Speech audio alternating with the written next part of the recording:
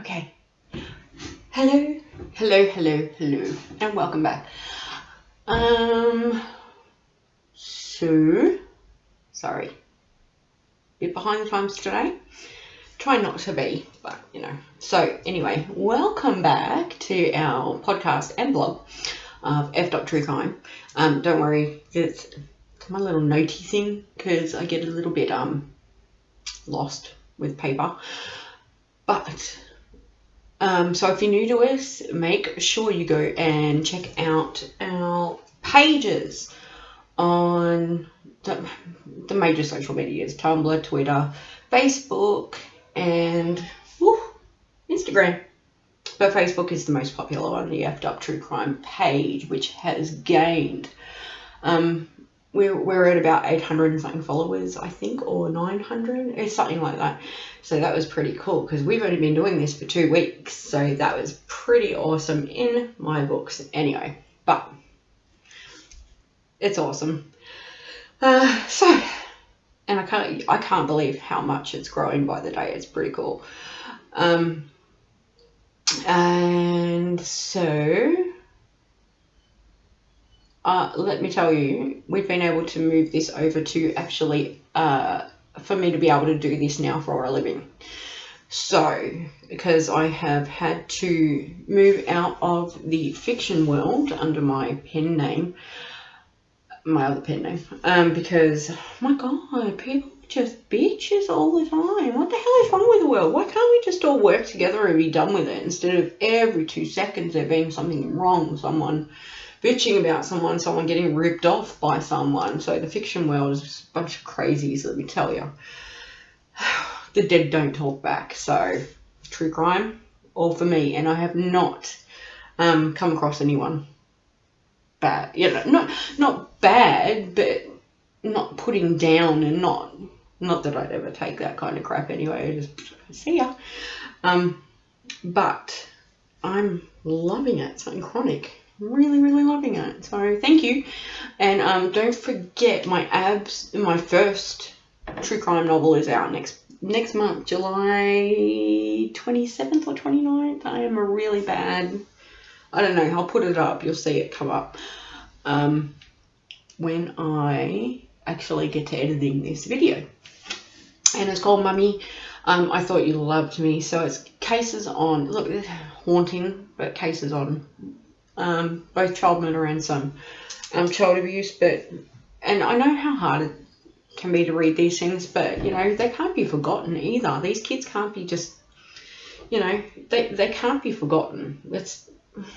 They deserve voices too, especially the ones that don't feel they can come out even later in life and tell their stories. So we're going to do it for them. Alrighty, so thank you for joining us once again. Also, don't forget, okay, so I was meant to do this last week and I feel really terrible about it, but then the heart attack happened. But the podcast that I've got and vlog that I've got coming is just so much detail in this unsolved crime that it's going to take a good couple of episodes to probably be able to cover it all. It's of Taylor McAllister, 22-year-old girl. That was her autopsy was deemed a murder or homicide from asphyxiation, but it has been treated as an overdose. Sounds crazy, is crazy, and you'll know what I mean. I'll show you the police interviews. I'll show you the prison interviews, and I also have the audio of when they went to the main suspect's house and treated him like he was their best mate instead of doing their job. So the cops there and the DA avoiding me something chronic, avoiding the family too. So there'll be a lot more on that, and twisted, messed up case. We've seen some of them, but this, 4-year-old case now, a cold case, only opened on the anniversary. And the family have been told not to call or contact the police department with anything.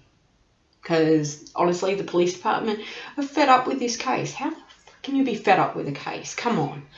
This is ridiculous. They're not doing their job. They're not doing what they are supposed to be doing. And they've taken a millionaire's word for it. Basically, I didn't do it. I didn't kill her. It wasn't me. So who's getting paid off here? That's what I want to know. And I'm just hoping that I won't end up dead, because I'm going to keep pushing. So we will have updates about that even after we've done the podcast and the vlog on poor Taylor, because she has 2 little twin daughters that need goddamn justice and answers when they come of age. Because, you know, they're only about 5, I think, now. I think, so I'm going off the top of my head right now. But this is a massive case that's going to be need to covered, and we're trying to get it out there as much as we possibly can. But these goddamn police officers and DA are stopping at every corner. So, fuck them. We'll keep pushing. I don't care if I have to fly over to Florida and sit on this asshole's fucking step for weeks at a time. If that's what it comes to, that's what it comes to. There's nothing, you know, if it's, you know, because this case pisses me off. It really pisses me off for her parents. Right. Anyway, so today, finally, we're talking about, oh my God, this case is horrible. We're talking about the murder of baby, 1-year-old Zoey Wagner. Just to let you know that there are going to be some uncomfortable, there are going to be horror details, there are going to be, and considering it's about a 1-year-old, I can understand if some people would choose to turn off. So we don't blame you. No hold barred there. Just, you know, do what you have to do for self-preservation. We understand that. And I won't take offense. So just click off if you can't handle it, which is fair enough, because a lot of us are parents. A lot of us always, when we hear these cases, we put ourselves in these, you know, in these people's shoes, and we imagine that it's our children. I find I do it, and it breaks my heart. But it's, you know, shoving it under the rug also isn't the answer. Because we need governments to start taking control. We need governments to protect these little ones that we can't. Because as much as we yell and scream and crack the shits, it's never in our control. Ever. No matter what we try to do. Alright, so let's get into it, shall we? Alright, so baby Zoey, I don't like using her last name with her, and neither does her family, which I'll explain at the end. So I just want to call her baby Zoey, because I don't think that having the name Wagner associated with her should be, you know, it should be done. Oh no, I know it should be, but it was her parents that did this to her, and honestly, they don't deserve her to have they don't deserve to have her, you know, related to her in that manner. Disgusting pieces of shit, and I will show you too. And if you head over to our pages, I will make sure that we've got testimony and everything up there, as well for you to look at. So some clips will pop up here and there, as we go through this. But not on the podcast, which I'm recording right now. I'm very sorry about that. I try to do both separate. I try to do the vlog and the podcast separate, but today I am really wrapped for time because there's 2 or 3 that I want to try and get done today. So yeah, so if you're listening and not seeing, please head over to the Effed Up True Crime pages, and anything that pops up on the vlog will pop up there. So you won't miss out on anything. So, little baby Zoey. She was a blonde-haired, chubby-cheeked little cherub, and she was born on May 12th, 2014, in Carmel, Indiana. Relatives at the murder trial, even when they were able to speak, just said that she was always smiling and full of life until the end. Maybe when they saw her, because from what we go into, I don't think she was smiling when she was at home. So on May 19th, 2015, Jessica and Matthew, the parents of this beautiful little child, Jessica and Matthew Wagner, signed a lease together to rent a home in Wood Street in Greenfield. And on May 24th of that same year, they moved in because Jessica was starting a new job where she cared for mentally disabled people. So she could care for others, but she couldn't care for a child. But just 10 days later, baby Zoey was pronounced dead. So in this time, so previous to moving into that home, Jessica had actually signed a document with the Department of Child Services and safety plans. She signed 3 different sets of documents over different times leading up to the move.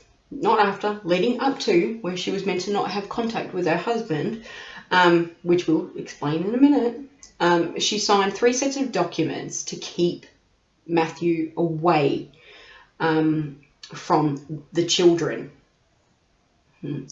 which included her 2 children, a girl that was aged 9 at the time and a boy that was aged 12 from a previous relationship. He was not to be near them. He wasn't even meant to be near his 1-year-old child, Zoey. There was meant to be no contact whatsoever there. Okay. So you see in court documents that it was stated that, now this is why, because Matthew, the father of Zoey, was facing felony child abuse charges, including child molestation. Like this guy, he was a sicko.